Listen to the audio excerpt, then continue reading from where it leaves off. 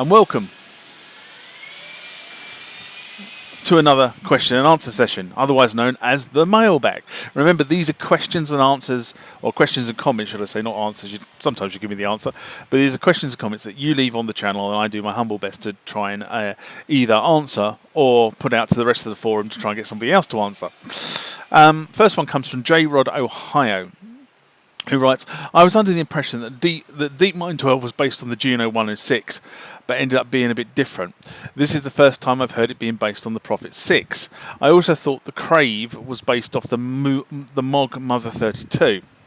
So this is in response to, and it's quite windy where I am, hence the reason my hair keeps blowing. This was in response to the rant I did before Christmas on Behringer Give the People What They Want. And I have to be honest and say, well, first of all, thank you for the comments. When I do the research for some of these pieces, some of the information is very sketchy, and sometimes I have to draw some conclusions. But I'll start with the Crave first. And in respect to the Crave, I have to say that Behringer actually make a statement on the product page that the sounds are based on those of the Prophet 5. So that's pretty much where that statement came from. They've made it themselves, so I just lifted it and shifted it. In terms of any other references to any other synthesizer that Behringer took inspiration from for the Crave, I can find no reference whatever to a MOOG machine, let alone specifically to the Mother 32. Doesn't mean it doesn't exist, it just means that I didn't find it when I was doing the research, and obviously when I'm doing the research I set a certain amount of time to do it.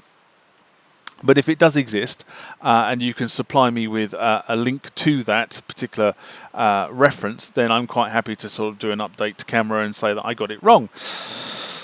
But thank you anyway. The second one is a bit more divisive. So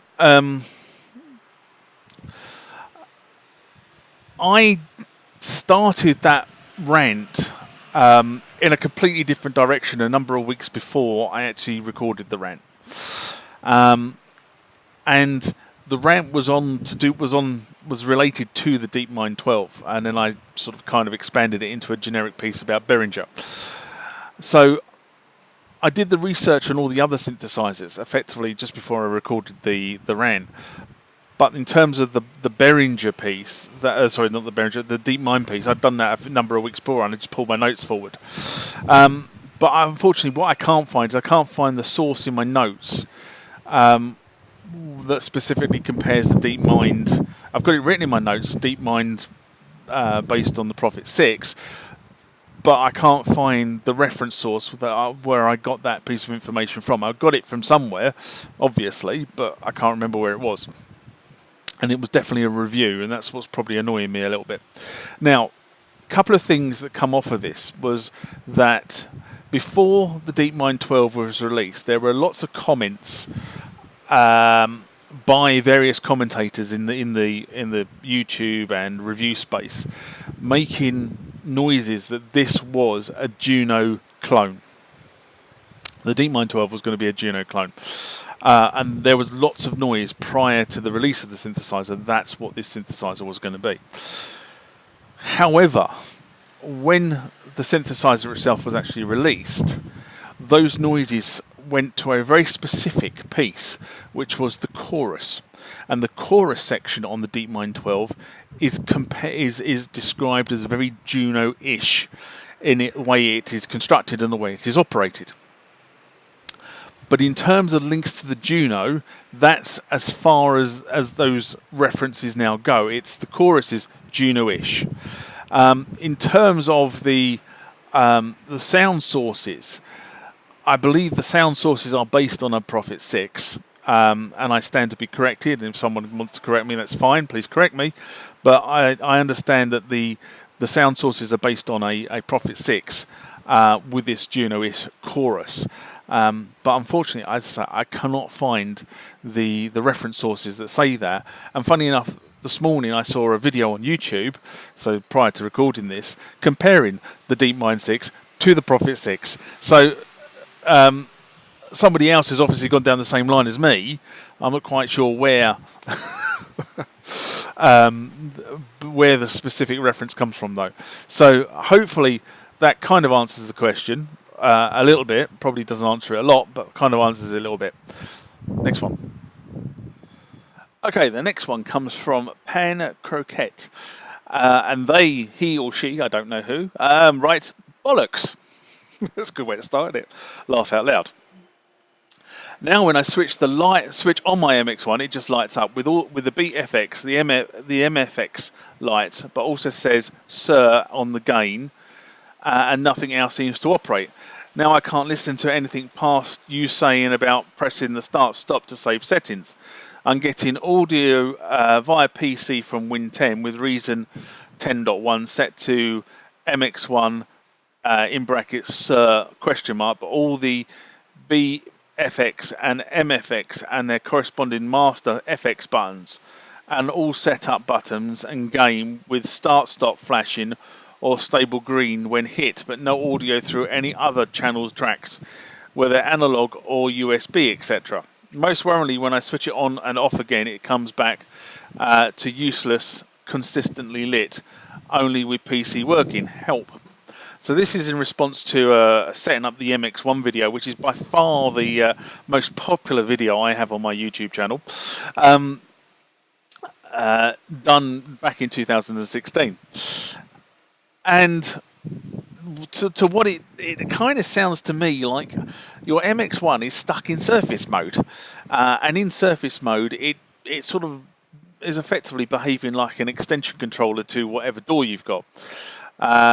And I suspect what you need to do is you need to try switch it. Well, the question is, have you tried switching it back to mix or external modes to see if that kind of solves your problem? So the MX-1 itself has 3 modes of operation. It has this sort of mix mode, which is sort of basically it operates as a standalone mixer. It has this sort of external mode, which is sort of operating as an external mixer to the computer, and then it has this sort of effectively surface mode, which is effectively where it's acting as a auxiliary controller to your door. And I've said before on the channel that I do not operate my MX-1 in surface mode because I just can't get on with it working that way. It just doesn't seem to work for me, so I gave up and I operate mine effectively in mix mode. But if you haven't tried one of the other modes, then try the other modes and see if the MX-1 comes back to life. So in order to get the MX-1 into one of the other modes, you need to switch it off, then you need to hold the gain button down, and then you switch it back on. And then you press the tone button, and then you use the value knob to switch between surface, mix, and external modes. And then you press the start-stop button, and once you've done that, it should come back, well, let's say, it should come back to life. I'm not saying it will come back to life, but that's kind of what I think needs to happen. Let me know if that helps. Otherwise, I can do some more digging around to see if there's any other tips and tricks I've got lying around in my notes that may help you on that one. The next one made me smile. I must admit. So I do apologise, but I included it for the sheer fact that it made me smile. And it's written from Jam Your Future 808. Which I think is a great YouTube name, I have to be honest. And he writes in response to Is the Art of DJing Dying, which was the rant I did at the beginning of December. And he wrote, this reminds me of Tommy Cockles. Now, to be honest, if I actually had a clue who Tommy Cockles was, I might actually understand the comment, but it did make me smile. So I thought it was worth an inclusion into this just for the pure fact that it made me smile. And the final one for this section comes from Little G, and in response to, again, the Art of DJing Dying, the rant I did at the beginning of December, and they write, it's almost impossible to keep abreast of all the dance music now coming out as there is far too much of it. So you have to find a niche and know your music in that genre and stand out. A lot of tracks are so similar across multiple genres, and although pretty well produced and recorded, not a lot stands out as being original.